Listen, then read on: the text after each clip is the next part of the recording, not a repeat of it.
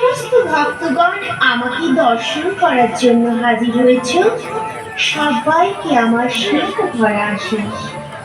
আমার সমস্ত ভক্তগণকে আশীর্বাদ করি, তোমাদের চলার পথ উজ্জ্বলময় হয়ে উঠবে, সবার পরিবার খুশিতে ভরে উঠবে, কর্মক্ষেত্রে তোমরা পাবে অগাধ সাফল্য, প্রত্যেকের সন্তান থাকবে দুঃখে থাকে।